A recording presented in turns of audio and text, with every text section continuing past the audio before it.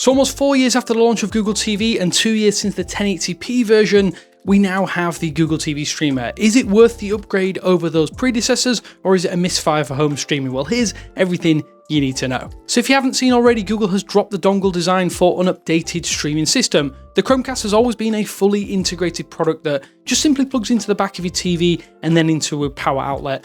Use a remote, you get going. The Google TV streamer is quite different because it's designed to be integrated into your home decor or more of your home TV system. It is quite a rapid departure from the set it and forget it hardware that has existed for over a decade with the Chromecast. You'll also need to provide your own HDMI 2.1 cable because the TV streamer does lack the ability to plug and play like its predecessor. Lots of alternative streamers include HDMI connectivity as part of the design, so this could be a pretty large compromise for a dedicated at-home cinema system as it removes some of the simplicity. You'll also need to find somewhere to place a larger streamer or hide it behind your TV like I have. The colours are also a little bit lacking this time around with the off-white porcelain available in global regions. The US gets a hazel green option, but that's limited to the Google Store and the US as I mentioned. The Chromecast 4K has snow, sky and sunrise, but if you do have the HD version, you know that's already available in snow. The dongle is going to be hidden at the back of your TV, so it's only really the colour of the remote that matters with the Chromecast. This time around, there is a colour-coded remotes, so it is something to pick and choose between if you are worried about how this will look, the Google TV streamer that is, in your home cinema system. There is one benefit of this new design though, because you can plug in your own HDMI cable, you can actually put the TV streamer in a lot more places. High quality HDMI cables and long ones at that are fairly cheap, so it's not as much of a problem as it possibly could be. The bigger box does mean there's more room for a dedicated Ethernet port as well. If you want a more stable connection, I do think this could provide a useful addition as Wi-Fi can be spotty when you're adding Google TV to your home, and it is worth noting that Wi-Fi 5 is only available once again with the Google TV streamer. There's also a new button at the rear that you can press to find your remote if you do lose it. A long press and your remote will make a little bit of a noise, but you should be able to find it more easily as a result of that. You can also ask your Google Home or the Assistant to find the remote, which I think is more useful if you choose to hide the TV streamer from your TV center or from your home decor. One notable area of improvement is that the Google TV streamer does now boast a bigger and better remote. It has 10 face buttons and better overall ergonomics because it is a lot larger. The button placement means although visually the TV streamer remote does look bigger than the Chromecast remote, it changes the way you're going to use this peripheral. So the volume controls are now moved to the face of the remote, and the home button is found beneath the circular navigation buttons. The voice control, the color-coded voice control button now moves down, and there's a custom hotkey button that replaces the input or source control in the bottom right. Also, because of the Find My Remote function, there's also a little speaker hole in the back of the new remote control too, so if you're wondering what that is, that's just a little speaker. For all intents and purposes, the core Google TV experience on the Chromecast with Google TV and the Google TV streamer is identical, at least on paper. Google hasn't fully confirmed the internal chip of the TV streamer, but we do know that this doesn't offer the biggest performance leap or that a 4-year product probably should offer. We know that this is the MediaTek 8696 power in this show, and it only offers a supposed 22% performance uplift over the Amlogic S905D3 in the 4K version, but there is 4 GB of RAM versus 2 GB on the older model, and that will result in a more fluid experience. The fact of the matter is that Google hasn't actually made a particularly powerful streaming system with the TV streamer release. For reference, the Chromecast HD has just 1.5 GB of RAM and uses an even slower Amlogic 805X2 SoC. I would say don't discount the Google TV streamer just because of the slightly older chip that is actually the same as used in a Fire TV device from 2021. Performance for basic streaming tasks and just opening Netflix and YouTube is more than adequate. It's snappy and smooth.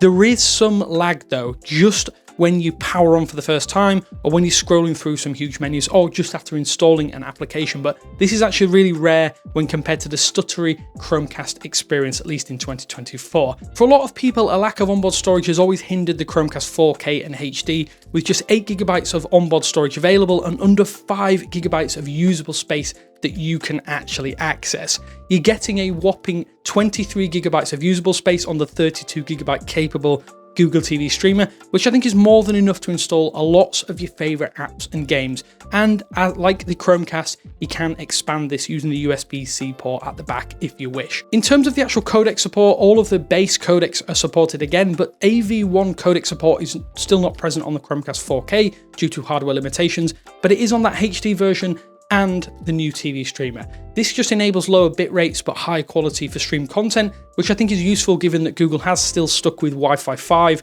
rather than upgrading to Wi-Fi 6 on the new TV streamer. Another limitation is that you still can't pair multiple pairs of Bluetooth earbuds simultaneously to any of these Google TV powered systems. So if you want to use wired headphones or wireless headphones, that is, then you will need to look elsewhere for multiple devices being connected at the same time. It's just one and done with the Google TV streamer. The updated Google TV system though has a few new tricks, including home controls, AI summaries, AI screensavers, and a sports for you page. These are the only major new changes with the upgraded hardware. However, Google is actually going to roll these out to other systems, hopefully including the Chromecast HD and 4K over the next few months. So those unique features are not necessarily going to be too unique for too much longer. When you're actually using those, I will say that the AI summaries option is a lot more helpful than it probably ought to be, as it actually makes the recommendation-based Google TV homepage a lot easier to sift through with key information about a show or movie.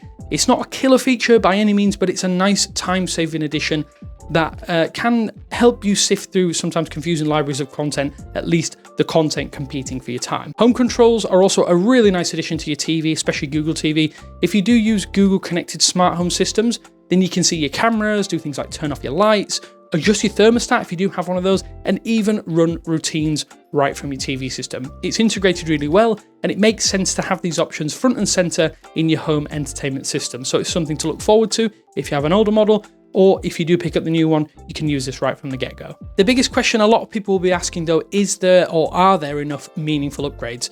I think one of the major downsides to the Google TV streamer is that while it offers some significant steps up over the Chromecast in a number of ways, it could end up lacking power long into the future.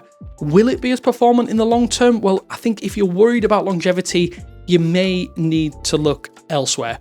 Google has also confirmed that almost all of those Android-powered TV systems will eventually get a number of the features that launched alongside the TV streamer. These include those AI screensavers, as I mentioned, AI summaries, the sports page, and the home control panel. So if other systems are going to have more under the hood power and all of those functions that the Google TV streamer, or at least sets the Google TV streamer apart from these challenges, then I think it might not be wise to stick with a first-party streaming system for the foreseeable future unless you desperately want one. Complaints aside though, I think comparing Chromecast to the Google TV streamer, it definitely shows a substantial improvement in usability and daily experience, and a lot of that is derived from the improvements in performance and, I think, the improved remote. Here's the good news though. As I said, some of the older hardware is sticking around for a while, at least until the inventory is completely sold out. So while it is technically discontinued, the Chromecast that is, you will expect to see fire sales and discounts as the stock starts to dwindle. If you want a basic portable streaming system, I do think the Chromecast just about does the job in 2024. Again, there are better, cheaper alternatives with the same form factor, but you knew that ahead of time anyway. I do think $99 is a lot of money for the Google TV streamer. As I said, there are upgrades, but it's not necessarily the streaming saver for Android TV. It will be a great addition to most home streaming systems, especially if you just want basic streaming, that is, but there are better, more powerful alternatives out there if you desperately need something more substantial. Let me know what you think. Do you think the Chromecast to the Google TV streamer is a good move, or do you think it's a backward step? I'm unsure at this point in time. I do think it's a good product, but it is hindered by the fact that it is, in some cases, double the price of similarly spec'd competition. Let me know in the comment sections below, and thank you to our channel members on screen now. Until next time though, I will speak to you later.